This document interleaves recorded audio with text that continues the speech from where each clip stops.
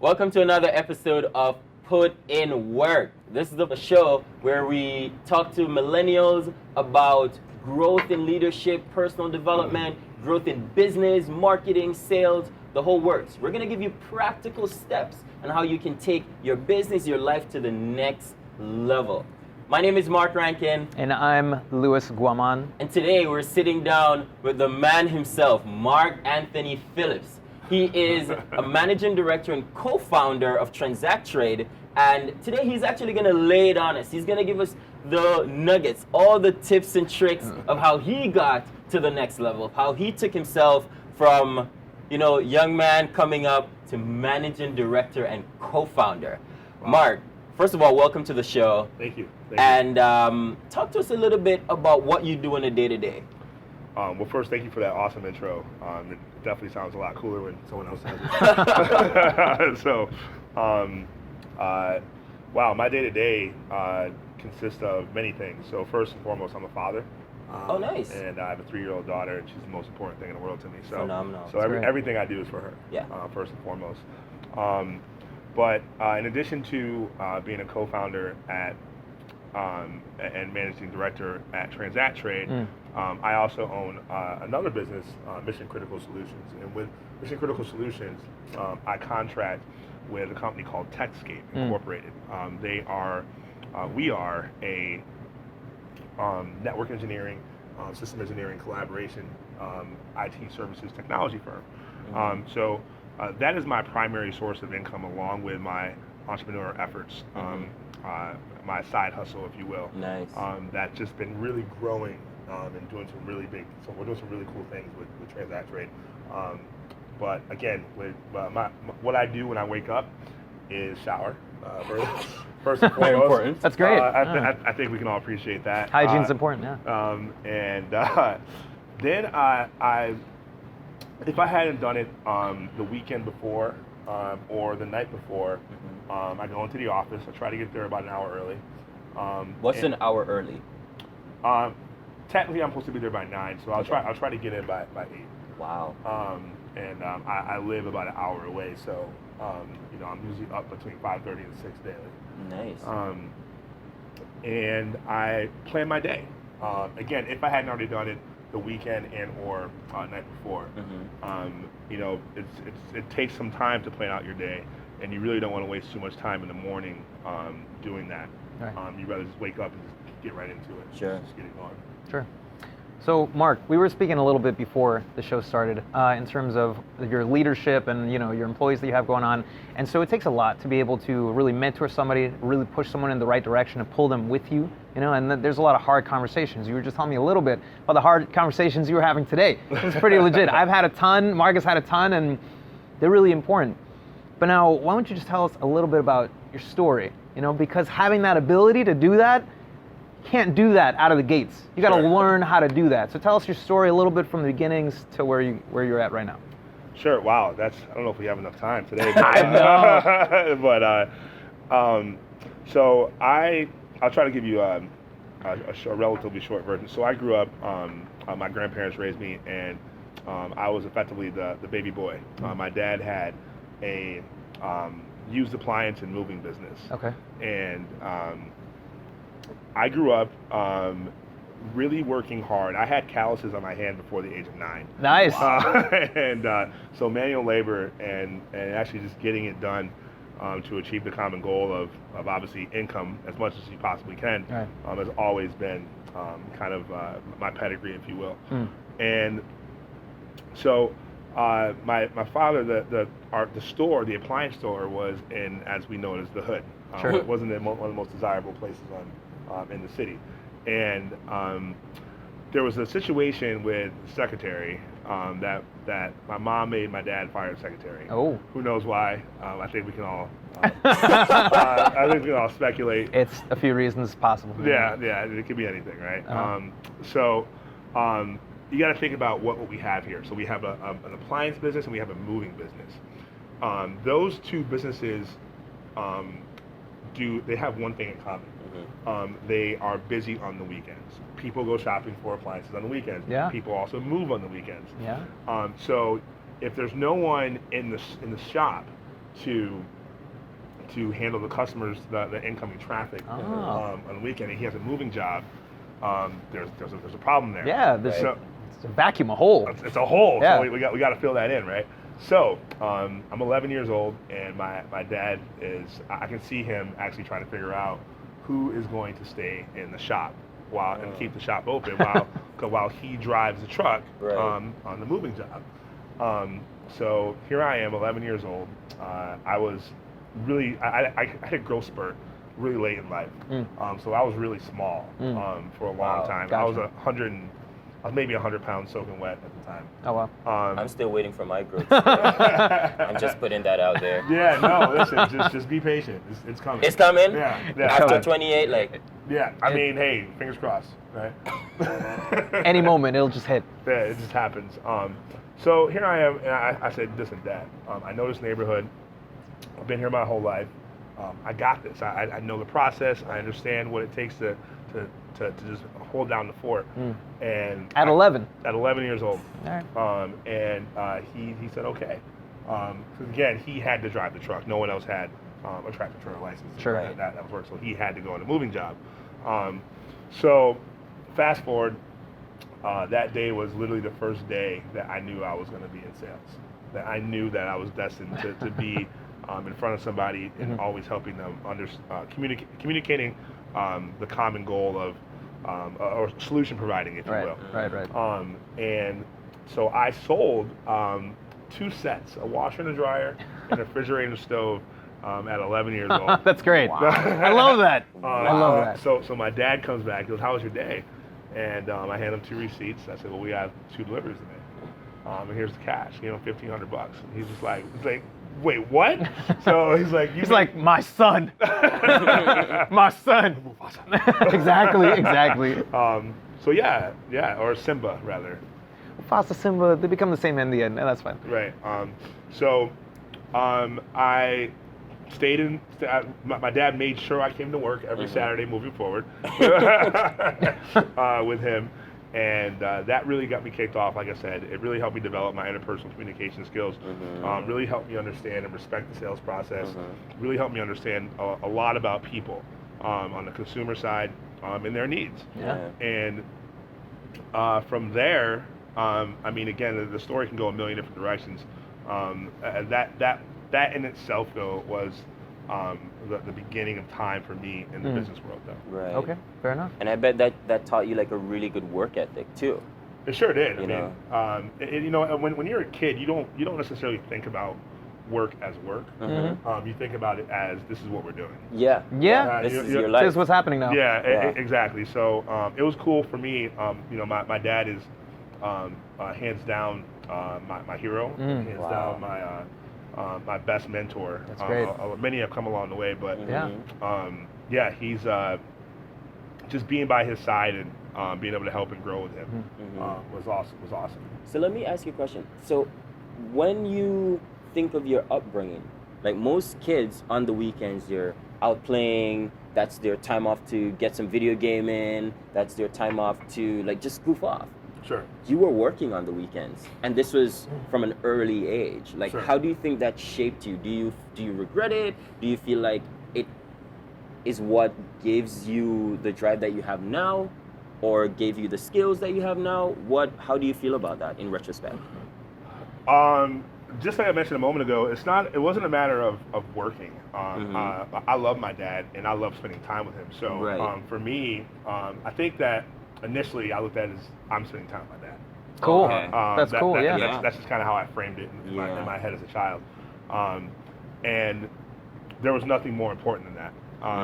You know, I see my friends at school on the weekdays. So that's kind of how in my mind I looked at it. Yeah.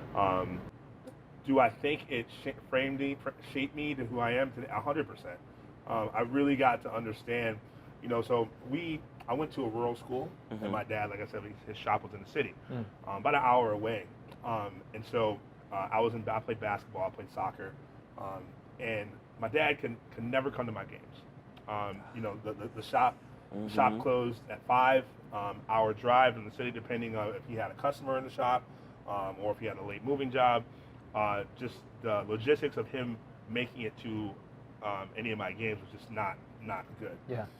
So by going to work with him, it helped me understand why he was able to provide me with brand new Jordans, why he was able to get me my cleats I needed for soccer, but also what he was doing while he wasn't coming to my games. Right. So it wasn't a matter of my dad's a schmuck and he can't come to my games. Yeah. It was just, and he doesn't want to. My dad's out doing everything he possibly can to make sure I have the ability to be involved in these sports and do these extracurricular activities. And that's really what's more. That's almost more important. It is more important than him not coming. Wow. It helped me really understand the value of what it is to provide for your family, and what it takes for a man to prioritize his what's important to him in life. And obviously, being able to provide for your family is much more important than being able to go to the games. So with that in mind, would you say your leadership style would be leading by example? Because essentially that's exactly what you just described. 100%. It's sometimes challenging to lead by example because, especially when you're an entrepreneur, sometimes you do have to cut some corners, and you do have to just make things work. Right. And you don't want that to be the example. You definitely want the example to be very clean cut, direct to the point.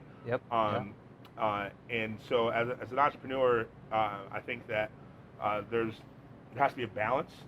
And as a leader, you have to make sure you define if you do have to cut corners, if you do have to make exceptions and get things done in an alternative way, you definitely have to make sure you can explain that, the reasons of why I did this, what the outcome's going to be because I did this, and what the reason was, which kind of goes hand in hand with the whys. Right? That is. I could talk about that forever. I could talk legit about that forever. Because I mean, everyone has their own methodology. Everyone has their own kind of style for leadership. Everyone has their own core values, right? Sure. But essentially, with you passing that on to somebody else, they have to understand where you're coming from. Right. What you just explained with their father, right? For growing up, that's why he couldn't be there. That's why you worked so hard to some degree, right? Sure. That's what leadership style you learned. Sure. So the same thing when you're actually passing that on to your employees or for anybody, your team, your entire team, they have to know where you're coming from and what the example is. So explaining why for every single thing that you do, if you want to pass it along, if you're not doing that, then you're doing something wrong in your business. That's exactly how I ran my business when I have my people. It's the same exact thing. You agree? Yeah, absolutely. Like, it makes it so much easier to actually follow the directives when you know why. Exactly. Because it feels less like, somebody waving the finger at you. Yeah. It's more of, this makes perfect sense for the betterment of the company. Or people would be like, wow, that sounds stupid. But it's like, but I guess I know why I should. All right, let's do it. So people just do that and they get the job done. Right. Sure. Like, that's it. Right. So you're another person, Mark, who you have your own company, but then you have a job at the same time, and you're balancing both. Talk to me about that tightrope walk. Wow. So I'm very passionate about solution providing and interpersonal communication. Sure. Technology has been my vehicle to do both of those at the same time. And the balancing act is only possible because of my partners that I have at Transact Trade. Techscape requires almost all my attention. Yes. Second to my daughter. And it's a relatively, we provide high-level solutions, enterprise solutions for sometimes complicated. When you say high level enterprise for our audience, just to make sure, like, what does that mean? So we're not just IT guys. We're not just the guy who's gonna come in. Oh, my mouse isn't working. Well, we actually provide the infrastructure for the entire company. We actually design and provide the security for the entire company. And we also provide collaboration solutions, collaborations, phones, emails, instant messaging. We provide those solutions for massive and large companies on a really big scale. Right.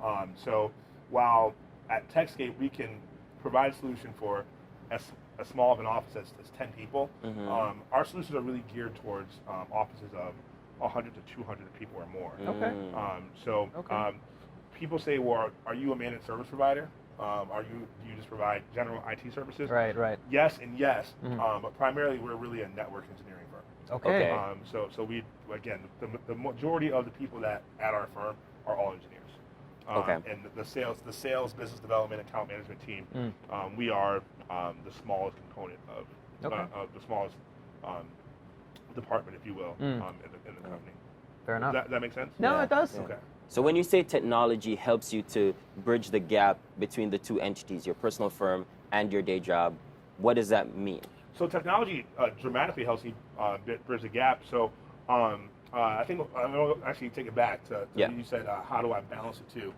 So my partners both have been incredible and pivotal for TransactTrade to get off the ground to where it's at right now. Sure. And they are simply the answer on how I balance it too. There are two of my primary partner who has majority equity stake. Him and I share the majority equity stake. Him and I already own the business. We bought and sold a catering delivering service together. Nice. Years ago. So you've been working together for a while. For a while. That's right. In the entrepreneurial landscape. So obviously, hands down, trust him. We've already been there, done that. Literally bought and sold together. My third partner is a really good friend of mine. This is kind of, you guys can appreciate this. Sure. I have a feeling like some of these people will be that for both of you. Sure.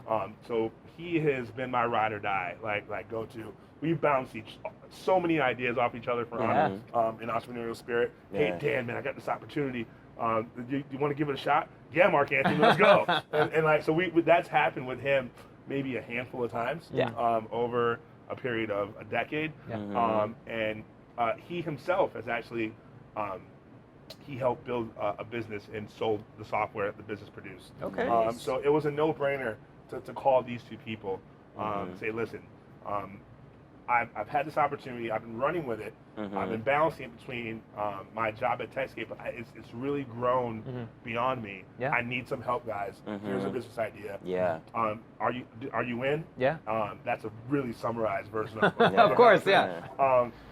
And they said, yeah. So short answer to your questions, I balance the two out by my partners. Yeah. In technology, now to the primary question, technology bridges that gap because while I don't have to babysit and monitor them, technology allows me, based on some of the systems and processes we have at TransactTrade, a lot of what we do, a lot of the communication that we have with our network, our clients, our partners, is done via WhatsApp, Telegram, and obviously email. So even though, again, I'm not there, I literally can see what's happening all day, every day, at any given point in time. Sure. So that's how technology bridges the gap. Phenomenal. So I'm getting two key points there because, again, remember, like our show, less of motivation, you can do it, practical steps that people can take. So number one, you have a good team that backs you. Sure. You know, like reliable, you don't have to micromanage, babysit, like you said. And then the second thing is like keeping in tight communication. That's exactly right. You know?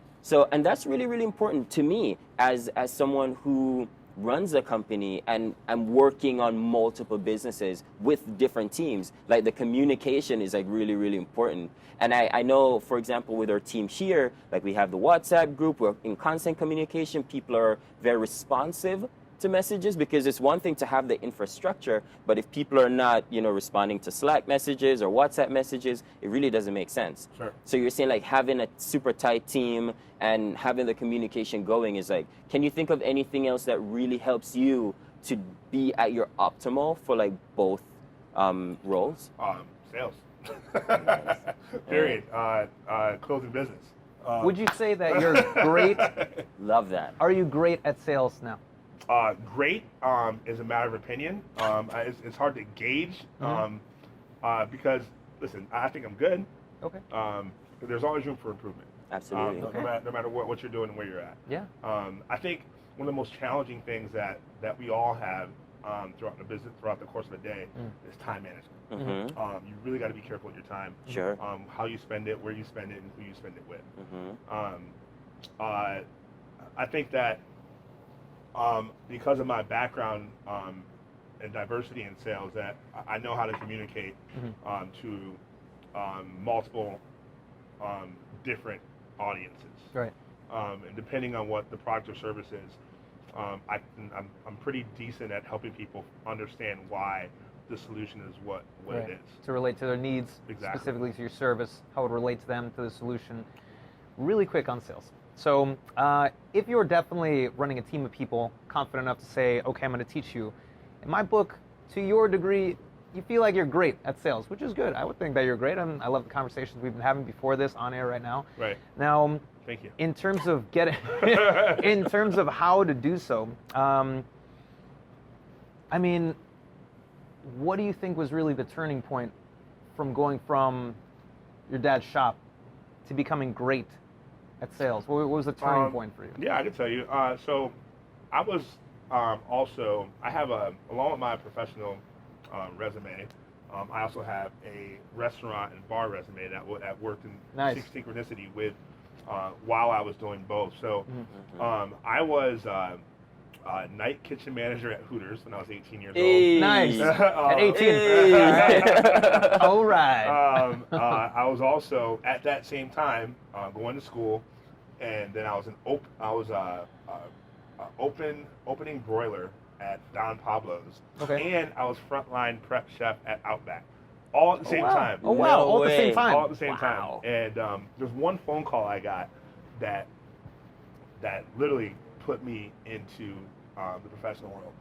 I had a call from my buddy of mine. His name's Nate, and he says, "What are you doing, man?" He goes, I know things are working like you're awesome in the kitchen, and, Yeah. and you think you think that you like what you're doing. Yeah.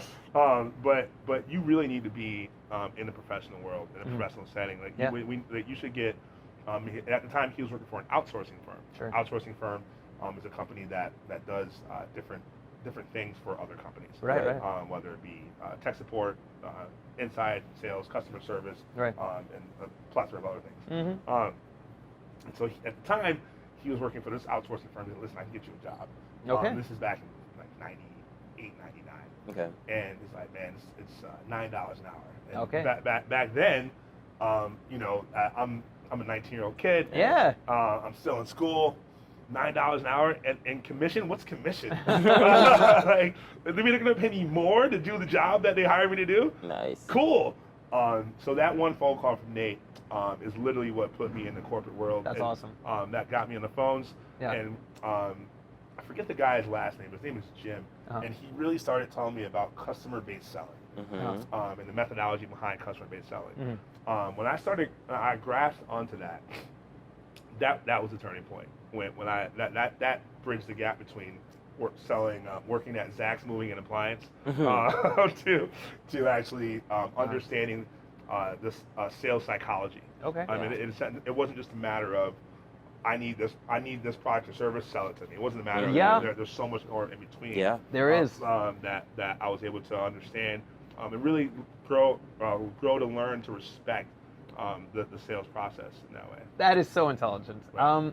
For customer-based selling, right? Mhm. So like you just said, the psychology is so exactly just what they want emotionally, logically, and like everything in between, right? Sure. Not just, it's exactly like not just, okay, you need a product, so here it is, this one's the lowest price, so just get this one. That's what everybody thinks sales is. Actually, everybody's starting out, rather. Right. Mhm. And that's why people are pushed back by it. Sure. Rather, but more so it's really just an art form, really, of relating yourself in terms of how you could paint the picture for the customer. That's exactly right. And really how you can provide a solution for them. So that's that.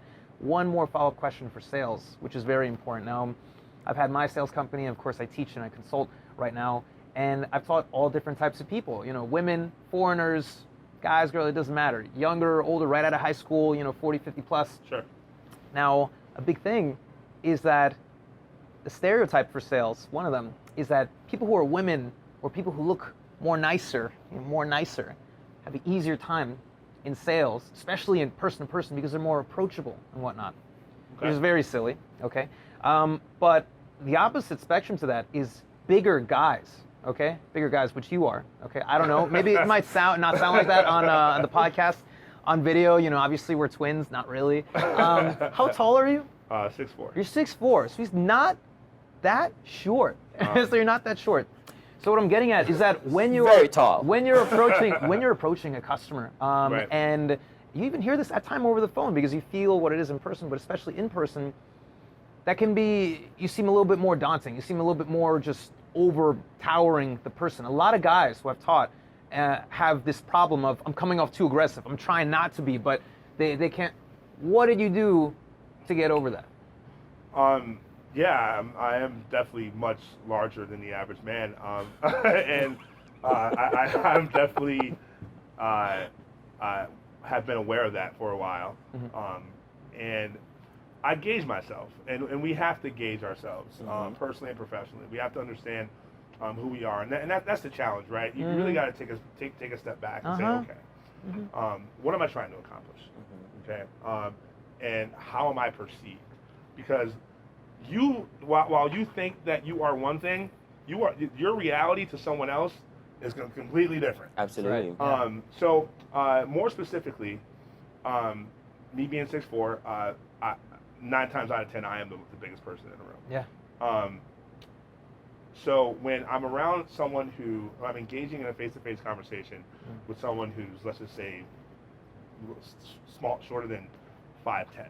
Let's just say pretty short person. What I do is I take a step back, because I don't want to feel like I'm towering over that person, barking at them. Right. So I take a step back, give them their personal space and their space bubble. I don't want to pop their space bubble. Yeah. And I am gregarious. I am loud. So I always try to make sure I idle myself. Okay. Drink water, calm down, think about something pleasant, like fishing with my great grandmother when I was a kid. That was just like, it was so boring, but it was awesome because it was just nature. Very calming. Very calming. So I just I do extra little exercises like that in my mind. Sure.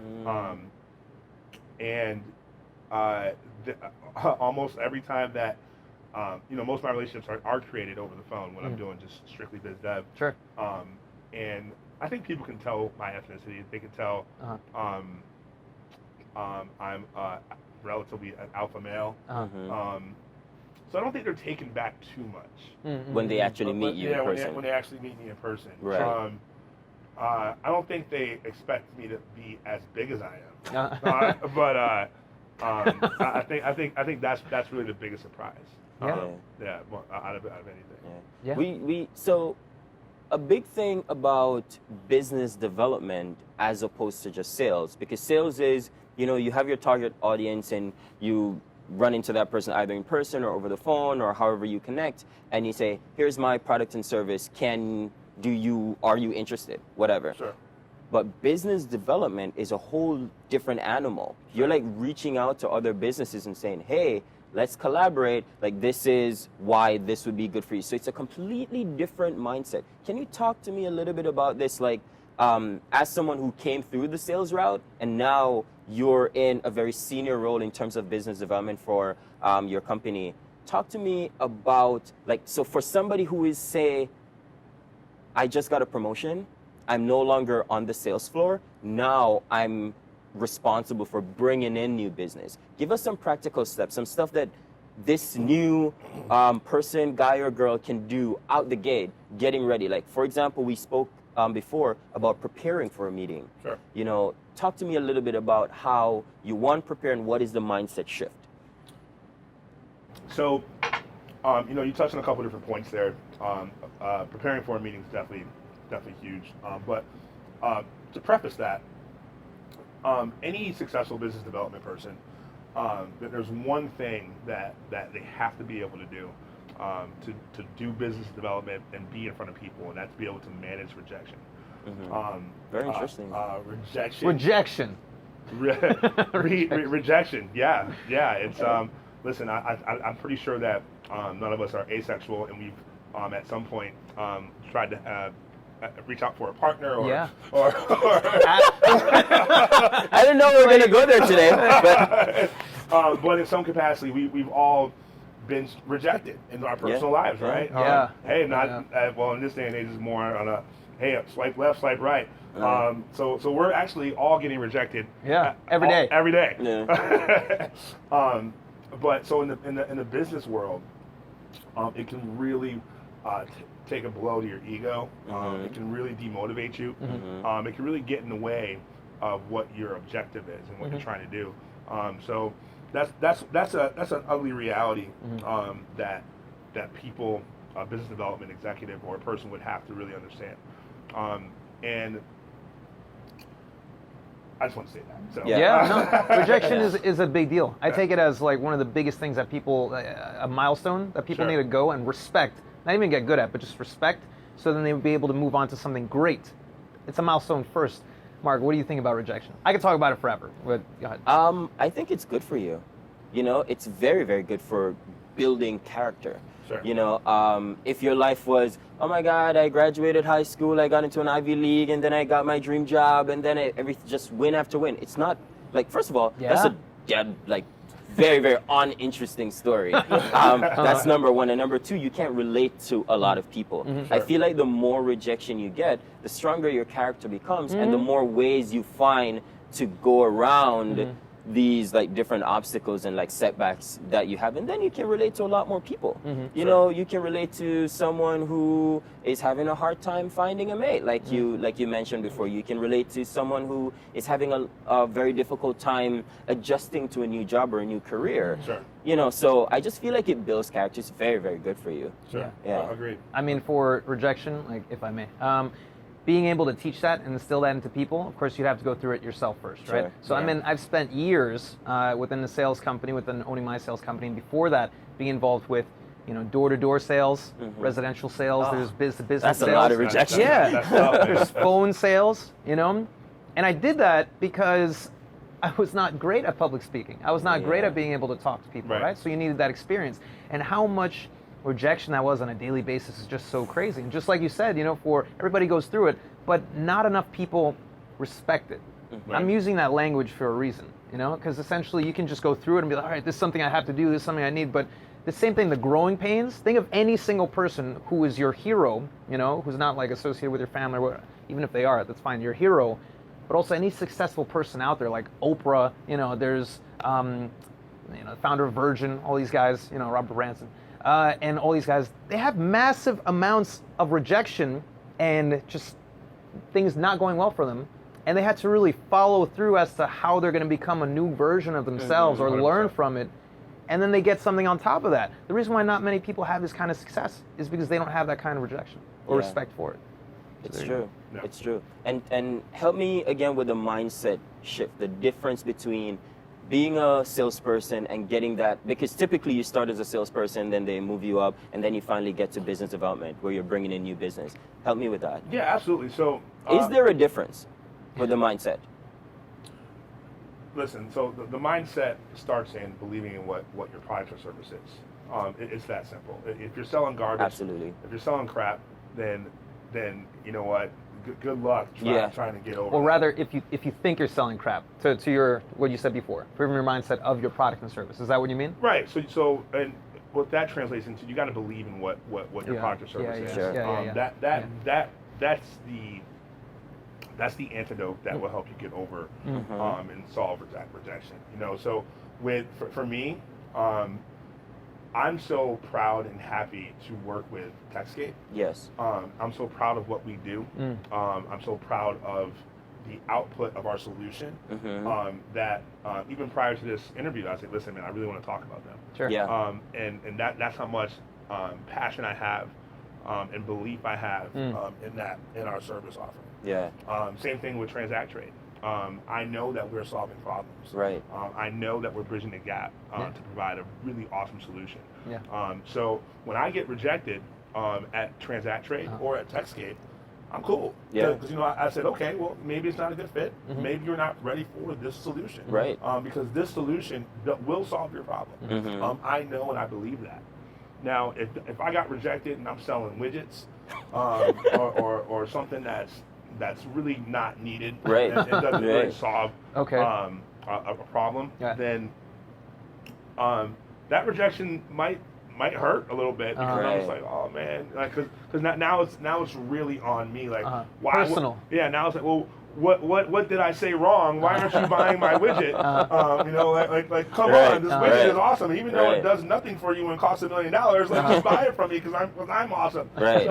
So I guess to the best defense to rejection is to believe in whatever you're selling, whatever product and service about it. That's the best defense for it. Yeah, I would agree. Absolutely. And now, so to kind of get your perspective on something that is now a very touchy subject within the society, like being an African American, being a man of color in the workplace, in business. Help me, what is your take on that? Is it actually different? Is it like in our minds, how do you see it? What's your perspective on that? Wow, I guess this is a touchy subject. Yeah. It's I feel a couple different ways about it. There are some harsh realities in our world, especially for people of color, specifically in technology, and I think I need a more specific question because that's a very broad question. How about, let's put it this way. Is it in your mind as you're doing business every day, while you were coming up, was this something that you were aware of? 100%. Was it in your consciousness, and how did you deal with it? So I am. Is that better? Yes. Okay. Thank you. Good. Yes, I'm definitely conscious of the fact that I'm African American every day of my life. Good. And I'm definitely aware of. I don't necessarily think about that as much as I think about how I portray myself. Yes. How diligent I am. How focused I am, and how I manage the perception of me. But more importantly, how I execute what my tasks are in a day. Yeah. I think if you ask me when I was coming up, I think it's different than it is now, where a lot of my output does have more value and can outshine what you see here. Sure. Do I think it still happens? Of course, it still happens. I work at Techscape specifically. It is literally the most diverse company I've ever worked in my life. It's Clap it up. Good for that. Clap it up for Techscape. It's just really incredible to look across, the floor and see a rainbow of people. That's awesome. United Nations of people. Yeah, it is a United Nations of people. Great. That's really, really cool. But everything hasn't been like that. Techscape they've shown me that not every corporate culture, specifically in technology, it makes me be. I'm not just a number. Yeah. I'm actually a person. And they looked outside. They actually look at you overall versus just at your stereotypical background. Right. But again, that's short answer is yes. You were aware of this. I'm definitely aware of it every day. Yeah. For someone who is just coming up, for someone who's coming through the rounds, a guy or girl who just graduated from an HBCU, very well educated, very well rounded, what advice would you have for them entering the workforce as a minority? My advice is don't think about it. Don't think about it. Don't think about it. Okay. Because listen, at the end of the day, let that be someone else's problem. Okay. You know who you are. Yeah. Be proud of your background. Be proud of your ethnicity. But in the professional workplace, there is no place for that. Yeah. If you make it prevalent, yeah. Oh man, they're gonna help you make it prevalent. Yeah. So leave it alone. Be about your business, and just focus on the task at hand. Eyes on the prize. Like I said, you asked me earlier what are my motivators. My daughter, and just remembering what I'm here to do, what my objective is. Phenomenal. So again, just don't think about it, because the more attention you give it, the more attention they're gonna give it. Sure. This really ties into company culture. So we were talking before, of course, and like you mentioned, your own company and the job that you work for. What do you believe makes a great company culture and a proper company culture, in your opinion? Structure, transparency, and a good, a really awesome deliverables. Yeah. How should your employees or partners feel when they're walking into your place, when they think about your company? They should feel welcome. They should feel comfortable. And they should really they should feel motivated to collaborate and accomplish a like-minded, similar goal. Wow. This is what success sounds like. Yeah. Okay. Because I mean, essentially, we both think the same thing, Mark and I. Because I mean, this is a weakness that a huge amount of companies have, that they don't respect really themselves enough to really respect their employees enough. Because essentially, we're all partners. That's what it's got to be.